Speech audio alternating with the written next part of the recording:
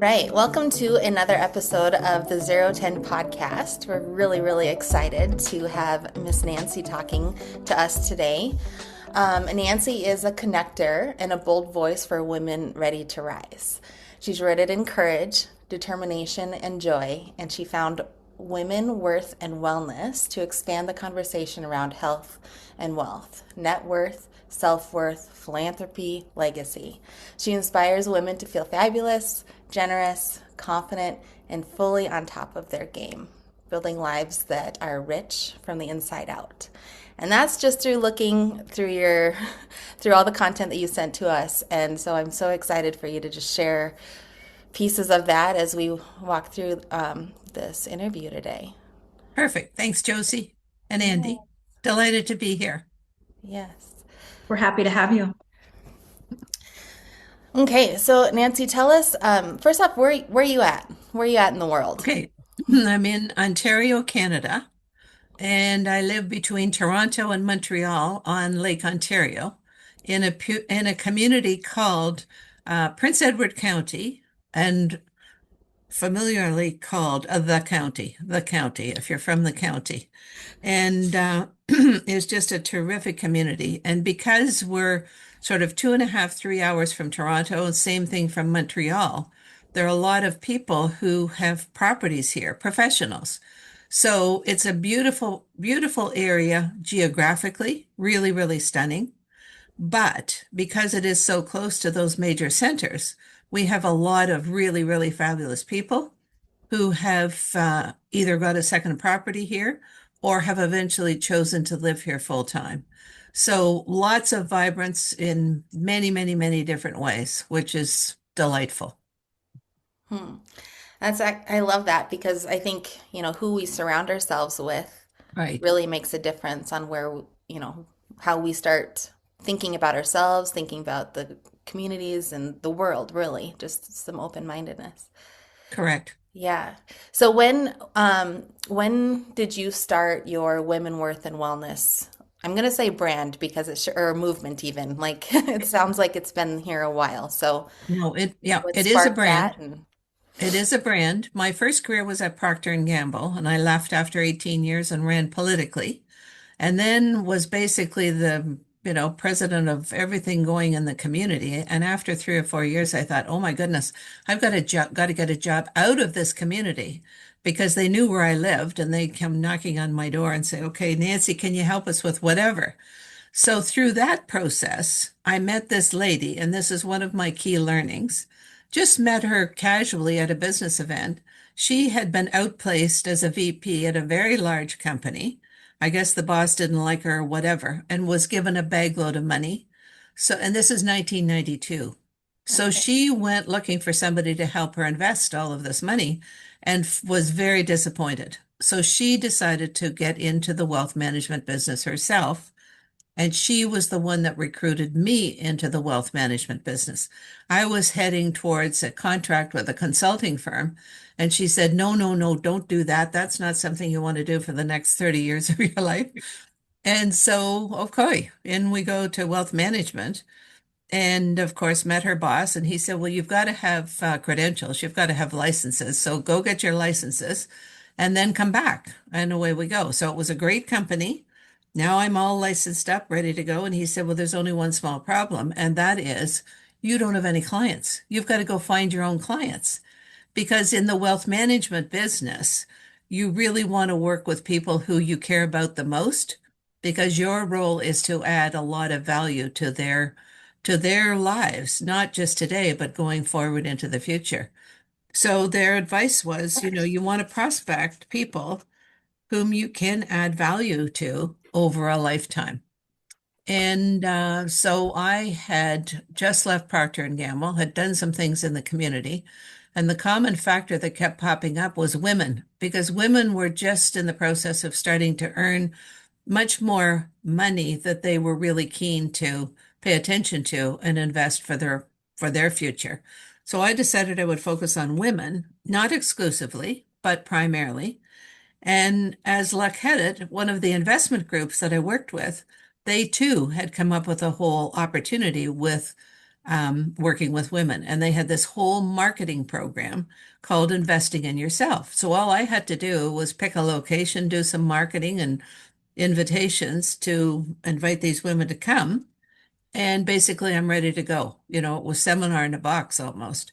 Anyway, I had over 150 women who came. So it's like, oh my goodness, I've hit I've hit gold, a pocket of gold. So now what you do is you need to meet with these women one at a time. And as I started to meet with them and understand their situations, we didn't get to the wealth plan because they're still focused on their family's health plan. It was like they're the on-site nurse practitioner. And I thought, well, I know something about health, but I'm certainly not an expert. So that's when I started to partner with not-for-profit health-related organizations focusing on women's health and wellness. In Toronto, we have this hospital, Women's College Hospital, which is over 100 years old. And that's all they focus on with their research and their events and their seminars. So I started to invite my clients and their friends to these seminars. I would charge a nominal amount, like $25 or $50. And that starts to introduce how charitable giving enhances your net worth because any donation that you make can be deducted from your tax return. But we also know when you're in a situation of giving or sharing, more often than not, the person who gains the most is the person who's giving. So that's the self-worth component. So really, that's how it all began. And then I just kept on working with lots of other different organizations focusing on women's health and wellness. For example, the Heart and Stroke Foundation. Heart disease is the leading cause of death for women. And so helping women understand that symptoms of heart disease for women are quite different than they are for men. The other aspect to all of this is if you have questions about health and you want to get an answer, I mean, you can Google it and that will be something, but good luck phoning your doctor to get a quick response. No. So now these women will have contacts at this hospital, Heart and Stroke. Princess Margaret is a cancer facility. So now they've got go-to contacts if they have questions, and those contacts will gladly help them understand, answers to their queries. Well, that's pretty amazing. That sounds wonderful. I'm curious, like when it came down to collaborating with other places, like I feel like they have to really connect with your core values too, and really mirror, what you're saying and what they're saying. Did you find it that was pretty simple or easy, or did you have to dig a little bit to find your right No, it people? was pretty simple because these think of Heart and Stroke. Like if they're pushing out information into the public, how many people are picking up on it? So Yeah. here I am with this entourage behind me who I want to learn more about heart and stroke. So I would go to them and say, I'm a wealth advisor. I have clients and their friends, and I want them to know more about heart and stroke. And is this an event that we can organize, or can I invite some of my contacts to attend one of, well, they're delighted. They're Oh, yeah. delighted because they really want to get their message out. So here I am coming right to them. So I partnered with many organizations and it was just a pleasure. It really was.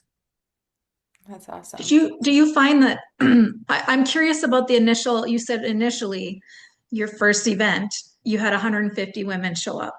Were these primarily business women, like women in the business world, or was it women stay at home? I mean, was there a mixture of women or was it primarily women that were in the business world? I think it was primarily business women, but certainly women who have families. I Right. think well, there would have been some that perhaps were single, but basically they were professional women one way or another.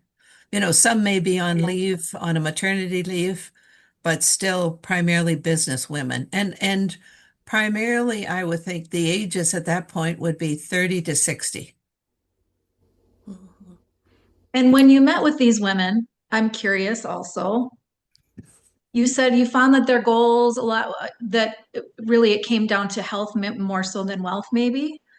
Um, was charitable giving a piece of that? Like, was there a lot of people that were interested in that piece of things too? And is that something that you coach people with? I did coach, and that wasn't the number one priority. So we would meet, and this is what I tell women is to, if you're working with a wealth advisor and that you're not 100% satisfied and you want to get a second opinion from someone else, you're looking to find out who that person is and what they offer. And it doesn't work that way. Because when you go to a new wealth advisor for a second opinion, if that wealth advisor is a good one, they will ask you a million questions. And your Right. attitude really is, stop asking me questions because I want to ask you questions. But it's like going to a new health practitioner. In order for them to serve you well, they too have to ask a lot of questions. And invariably, how they validate what you're saying and what you're working towards and how they can help you well is they recommend that you go and get a blood sample done. So when those results come back, now they can validate that what you've told them is reality with this blood sample, or maybe there's something there that you didn't know that now this professional needs to help you with. Same thing with the wealth advisor.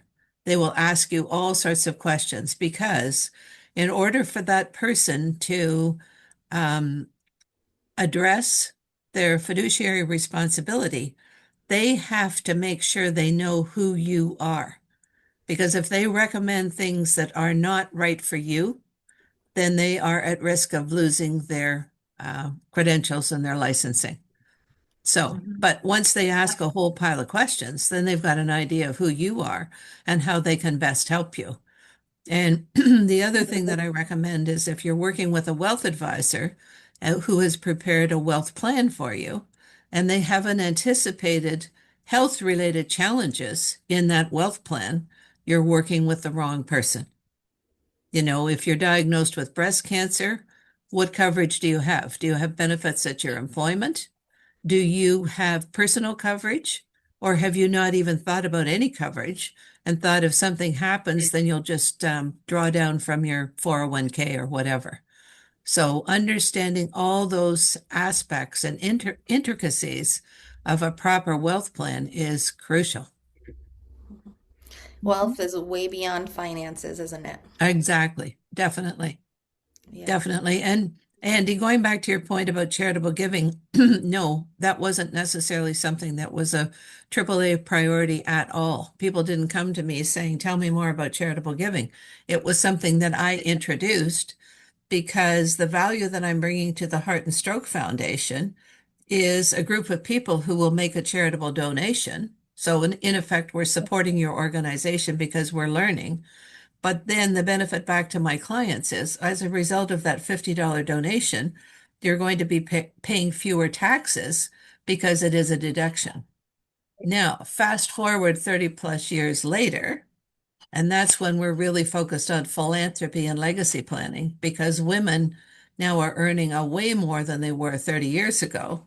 But equally important, or perhaps even more important, they're starting to inherit from their parents with probably a whole lot more inheritance dollars coming their way.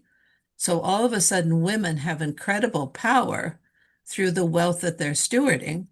That's why it's so important that they understand how it all comes together and should be maximizing all the opportunities that exist right now for today, but also going into the future. Mhm. Right. Very, very awesome. I'm curious.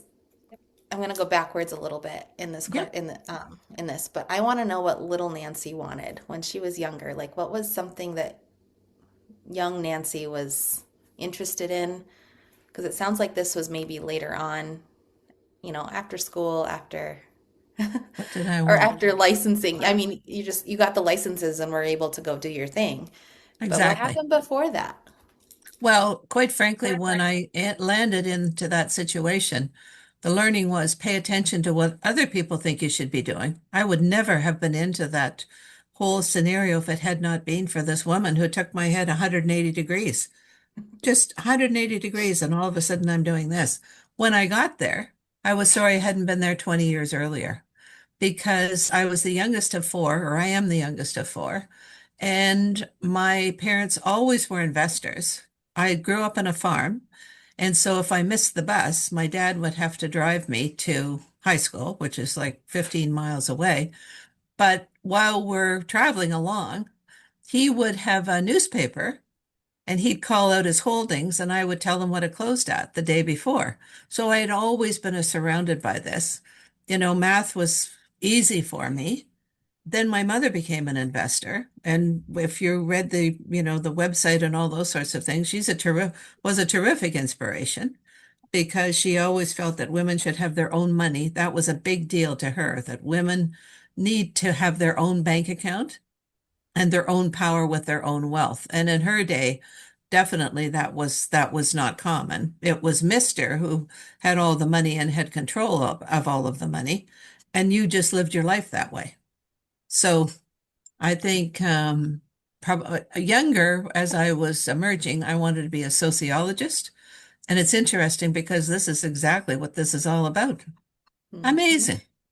In Yeah. high school, people would say, well, what's a sociologist? And I said, well, that's a good question. I had a good idea of what it was, but I didn't want to be a psychologist. I wanted to be a sociologist. So you're looking at, all those trends and realities with demographics, etc., with groups of people. Right. It's super interesting. I had a minor in psych and in human biology, and I think I get asked all the, like, did that help you at all? And I'm like, yeah, it did. I mean, I'm not doing all of that, but I understand the foundation of why things are the way, or why people think the way they do, and also how the body functions on a cellular level, right? And I'm Yes, a chiropractor by trade, and then it's just kind of developed into more of a movement now. But it's interesting how much that foundational piece really pushes the ball forward, in everything right, else that you do. right. Yeah. So knowing what you're wanting to do as a young kid, I mean, just keep exploring, right? Just keep asking the Exactly, questions and see where the good Lord takes us. exactly.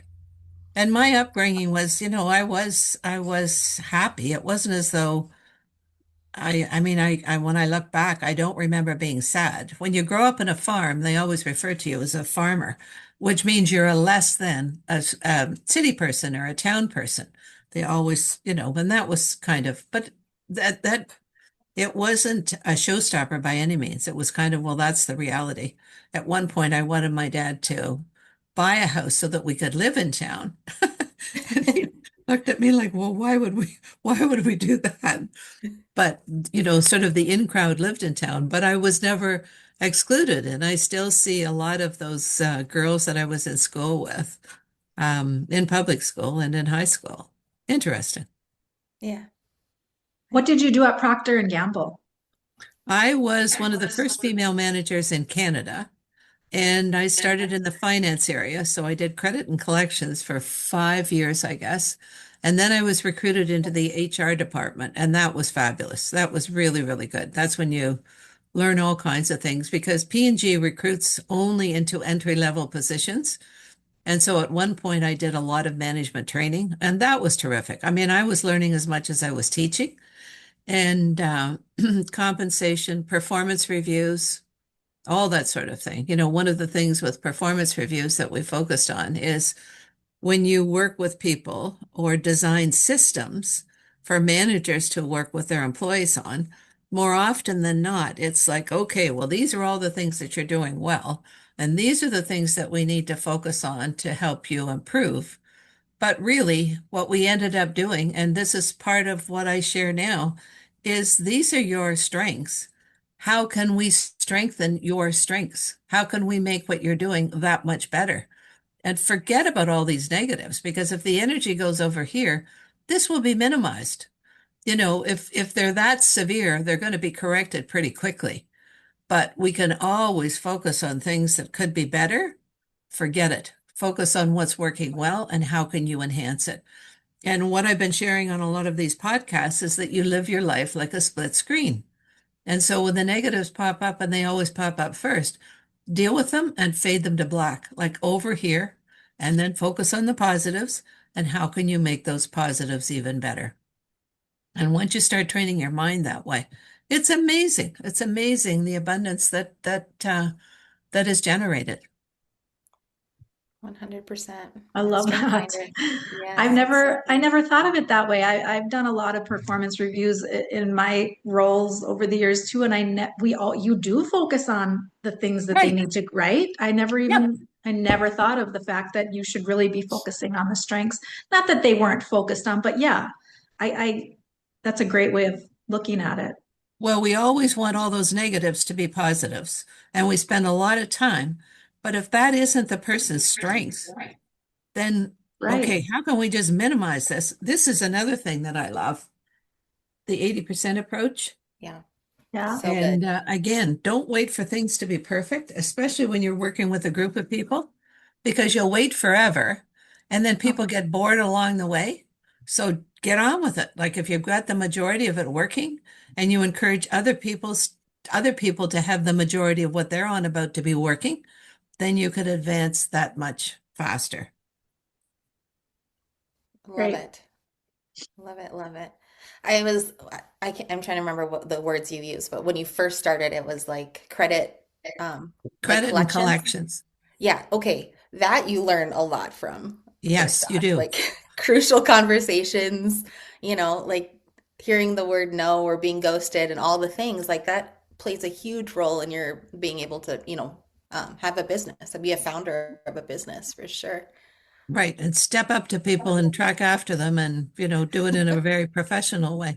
We had this one incident. We had this really, really famous guy. He was a lawyer, but he was also a famous hockey player. And at one point, this really small account did not pay. So, of course, what the penultimate is you end up going to court.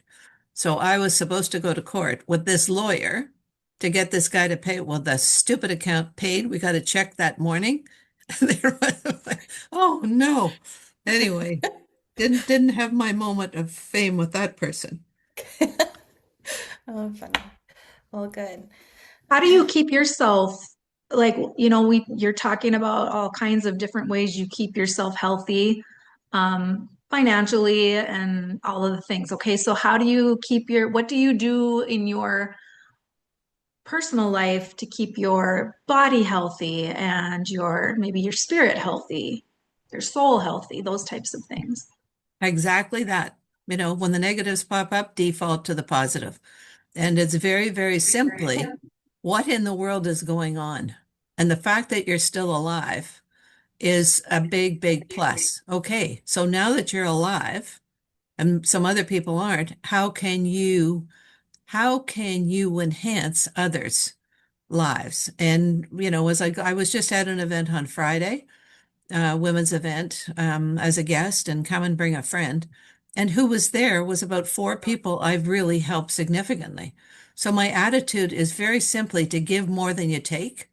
And if you start focusing on others and forget about yourself, it's amazing. This young woman that I mentored who's doing exceptionally well, I was introducing her to a wealth advisor, and I said, she is with a not-for-profit, which might be a great event for you to have with your clients. So basically introduce them to one another and then let them have a conversation. And I just excused myself and went elsewhere. So that's the kind of thing that I love to do, is to be the catalyst, like be the catalyst and give more than you take. And again, once you have that mindset, you see opportunities. You don't you don't go shopping around. Okay, well, it's just it happens. It happens. But if you've got that mindset, you're able to do that more easily and make that difference. So where do you think people get in trouble? Because burnout happens for a lot of women. I mean, we host retreats to help with this, to keep people moving forward. Because I think women have a tendency to give more than they receive in a way. Not Right. saying that that's great. How do you communicate that? Because it sounds like, I mean, you're getting energy from somewhere, and obviously the Ex- transaction, I don't want to say the transaction, the catalyst, Yes, but it is a transaction. right. So you're getting that. So if somebody's approaching a feeling of that burnout in a way, and then they're told to give more, like what would you say to them? Well, in that incident, who they need to give to first is to themselves, Yeah. because they're allowing a lot to happen that shouldn't happen. Women are often their own worst enemies because we really pride ourselves in being able to do everything all at once. And don't do it. Don't do it. And often women don't feel worthy. They don't feel that they've got the right to make themselves the priority. And we all know that the worst thing you can say about a woman is that she is very selfish. Like all she ever thinks about is herself. That would never no woman would ever want anybody to say that about them. But at the same time, you are worthy of making yourself the number one priority. And if you don't, you're making a huge mistake. And once you start to make yourself a priority and realize that your life is your greatest asset and your greatest treasure, then you start to think differently. You start to think about, why am I doing all these things? And one of the best things you can do, just like me matching those two up, is to think about how you can delegate to somebody else. And of course, often women say, oh, I couldn't possibly do that. They have no clue how to do what I do. Well, guess what? You're a smart person. You're a very smart person. Think about how you can pass that over to somebody else, and you can train them on what's important, but then let them do it their own way, which won't be your way, but you'll be very, very proud of yourself when you see them now owning it. Mhm. You're not responsible for that anymore. And all you need to do is say, congratulations, you're doing a super job. That's wonderful. Not, I'm delighted I gave this to you. Don't do that. Just congratulate them on being responsible and having ownership for something that you've passed to them.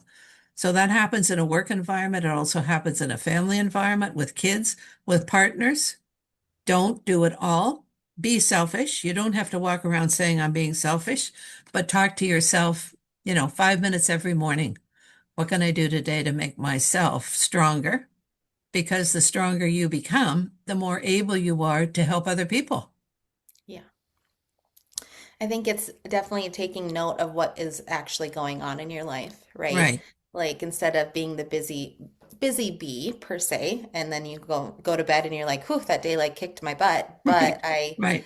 I'm so proud of myself, right? Like we can do that, and then pretty soon we're burnt out in a way. I think the strength finders thing that you talked about, like doing what you're good at and being proud of those things of yourself, I think foundationally that will just end in a result that you still have energy moving through you, right? Like Correct. it's just inevitable, but we have to take stock on what's actually happening between the ears in your body, like listening. Yeah. For anyone who is listening who has their own business, the one thing that I encourage is that they be part of a peer-to-peer advisory group, because that helps you understand what your unique ability is and how you can bring that forward and make it prominent in your life. Mhm. And peer-to-peer helps you enhance all of that. You're giving feedback to others to help them, but they're giving feedback to you to help you be the best that you can be so that you can do your best. Very good advice. Very good. Have you had any like mentors throughout the years? I know you talked about one lady that turned your head 180 degrees. But who do you seek out for peer to peer at this point in your life? Well, it's amazing how things come your way when you are just doing what you do. And this one woman, actually, I met her. She was on the board of the Women's College Hospital Foundation board. She moved to Miami. We'd connected a little bit. We weren't best friends, but we each appreciated one another. She moved to Miami, and probably about a year ago now, or maybe a little bit less than that, she's the one who said, Nancy. She reached out to me and said, Nancy, you've got to get involved with this whole podcasting scene. She said, I've just started up, and this is the group that I'm working with. So meet them. And all she did was throw it. There's the contact. So I picked it up, and away we go. It's a whole new world, a whole new world, because she knew me enough to connect me with who she knew that she thought would be an enhancement to what I was doing. And sure enough, I mean, it was truly, truly, truly amazing. Truly amazing. I think you have to be with like-minded people. And again, what she did is what I love to do. She went out of her way to think of me and to send something my way that was a real enhancement to what I was doing. Incredible. Looking at your, is it, sorry, Pearl? No, it has the horse on it. Yeah. I Well, don't know. this year is the year of the horse. Yes. And if Yes. you haven't lowered the microscope on that, it is unbelievably fabulous. It's the whole aspect of what women have what women have always wanted. It's all about positivity and action and momentum and courage and in other words, step it up, girls. Let's This do is it. your opportunity. And it only comes every 60 plus years or something. So it's like there it is. It's lobbed right down. Don't waste a minute. Like, figure out who you are. What do you want? How can you get rid of transfer some of these responsibilities to somebody else and really get on with bringing your best forward? And that's why seek it out. Go to seminars, be with like-minded people, whatever. But just realize, I don't know, how much have I paid attention to Lunar New Year's? Now and again, you kind of see it, but this year of the horse, front and center. Yeah. So, And it sounds like this project you have going on, you have two speakers a month. Can you talk about this thing that's coming up this year for you? yep, we've got March is action-packed. We've got three. Oh, wow. We have on Wednesday this fabulous lady who lives in Scotland, and her business, she's a philanthropic consultant, so she travels the world and works with universities and hospitals to help them bring their best forward with their donors. And so clearly making a difference in the world. The next one is a VP with Manulife, and she just came back from a conference in San Diego. And Manulife, it's a big financial company. They're in the US, um, realizing that they want to twin health and wealth for longevity. Well, this is exactly what I've been on about for the last 30 years. Really, if you're not paying attention to your health first as the cornerstone, doesn't matter how much money you've got. And then the one after that, March the 25th, is this woman who she looks like Dolly Parton's daughter. She's just all done up, just a go-getter. And her business is called I Am Unbreakable. And this event that I was just at on Friday, she had an I Am Summit and had all these amazing guest speakers. So, it just realizes that everybody's unique, everybody's got possibilities, everybody can make a difference. And the key is to have the courage to bring it forward and put it out there and keep going and make a difference. How much have you seen personal story being a huge um, catalyst, I'll say, Yeah. for women to make changes? Personal stories. Yeah, huge. And this is how, when we decided that amplify would be the word for 2026. Okay, well, how are we going to bring all of that forward? Well, the last thing people want is a talking head that just, yaps on. So that's when we decided, okay, we know all these accomplished women. Let them come forward, let them share their story. And one woman that I interact with, she is fabulous. Her name is Rose Odette, and she's written a book called Leading Like a Lioness or Lead Like a Lioness. And when she and I interacted, she said, Nancy, you are defined as a legacy advisor to accomplished women. How would you define an accomplished woman today? Is it the same today as you've always? And that was a showstopper for me because you just kind of keep going, keep going. I thought, no, an accomplished woman today is, when I first started, an accomplished woman would be somebody who got to where they wanted to be, like the VP of whatever, or the CEO of their own company or whatever. They were seeking that achievement. Well, now an accomplished woman to me is somebody who has achieved much, but is continuing on with their passion and their heart to make the world a better place in their own unique way. So it's that continuing on, not somebody who's achieved and aren't am I wonderful, somebody who has achieved and they're not giving up anytime soon to make the world a better place. So these three, amazing. They will be amazing. And then in April, again, we've got at least two, maybe three, and each one of them is significantly successful with what they've achieved, but are continuing to reach out really to make the world a better place. And the whole idea underlying all of this is we see what in the world is going on, a lot of which we don't agree with, and who's leading? It's men. So girls, step it up, get stepping right up to the top, like keep going, and we will help you. We will champion you. And let's find a way to have more women leading in this entire world. And fingers crossed that the world is then a better place and more focused on just basic humanity. Right. So good, Nancy. Where do you see yourself in the future, Nancy? Where do you see yourself headed? Well, in Canada, we have a big event, October the 18th in 1929 was when the famous five, so five fabulous women, managed to get women declared as persons. So 1929, October the 18th, Persons Day. And that meant that we could vote. So we've got a big event coming up in 2029, October the 18th, the 100th anniversary. So all along, we're celebrating a lot of women who have made a difference. But my key question is, okay, what about these women that are behind us? What do they not have now that was equal to not being able to vote that we should be championing and making a difference on? And so I will continue on all of that until I can't talk anymore. Because if I can inspire young women to really step up and step out and be a tremendous leader. Actually, this one woman I'm hoping to have as a guest speaker, her mission is to have the new replacement for the UN be a woman. So the key question is, how can we help? How can the rest of us help make that happen rather than just leaving it up to somebody to figure out, oh, guess what? We've got another fabulous man. So that's my mission. That's what I'll keep doing. That's amazing. Until I can't do it anymore. That's awesome. Right. That's so great.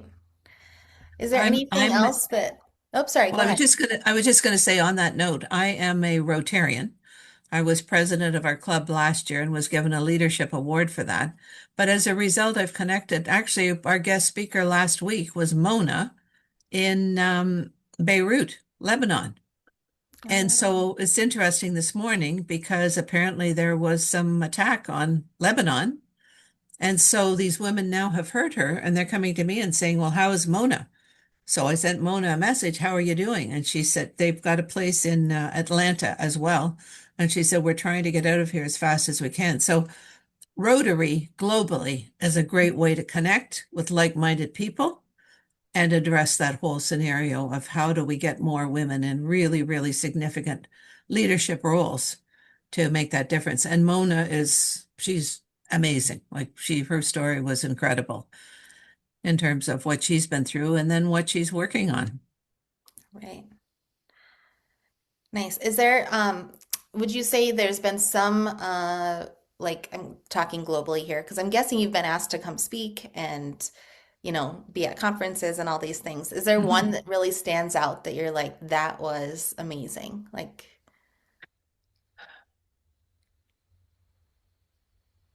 not probably, well, Rotary is one. In answer to that question, I now have the privilege of creating one for December the 2nd. And I really, really want to make that really significant. And actually, you ladies can help me. I'm trying to find out who the agency is that books Melinda French Gates, because I would love her to be the featured guest speaker because, she and Mackenzie Scott are so fabulous because they've got all this money and they're not just sitting back. They're really, really moving forward, especially Melinda. She's quite active and quite public about what she cares about and what she's doing. Mackenzie Scott is a little bit more casual about, she's giving away a lot of money. Somebody said, wouldn't it be great if the two of them decided to start their own media company. I mean, this is where their wealth came from to begin with. And half the time they were the catalyst that helped their spouses be so successful. So wouldn't that be great if they did start their own media company and hired a lot of the journalists that are being let go? Washington Post is one in particular. So it's interesting. That's the tribe that I want to be part of, to be the catalyst to help younger women get the message that, you've got a lot of unique ability to really make a difference in the world. How do you I'm like to sorry. stay connected to people? Well, these events Like certainly meetings. are making that happen. But Friday was an in-person event, and I saw all kinds of people there. And again, my guest, I connected her with a few people, and now she's delighted. And so it just keeps on going, like Yeah, all so those it's mostly connections. word of mouth or like talking to people, not necessarily Yes, definitely. socials and Yes, emails and stuff. yes, Okay. yes, You're in the plane and moving, it sounds like. exactly, exactly. That's Get awesome. out of my way. Oh, I love it. I feel like that's a great place to end, quite honestly. Yeah, Like, it's been really great. um, get out of my way and let's go, girls. What did you Right. say? Step it up, girls. I like that. Yes. I like Step it. up and step out. Step up and step Great. out. And are you familiar with the tall poppy syndrome? No. Oh, you should Google that, because this is why women often don't, because, they'll step up with lots of capability and then they're thinking, oh my goodness, I'm being too bold. Or they Yeah. do it and other women go, who the heck does she think she is?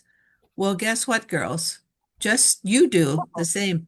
Um, the Reverend Marianne Budd in Washington, who led the service the day after President Trump had been inaugurated. And she was pleading with him to have mercy on all the immigrants that he was sending away. And so, talk about being brave. And she's written a book called How We Learn to Be Brave. Those are my kind of girls. Like, go for it. You've got the opportunity. Why would you not? And you're right. Step up, step out, stay vertical, keep smiling, make a difference. Oh, Love it. I love that. Thank you so much. Thank you, Nancy. You're welcome, Andi. This And has been Josi. wonderful. This thank has you been so much. wonderful. This is wonderful. Yeah.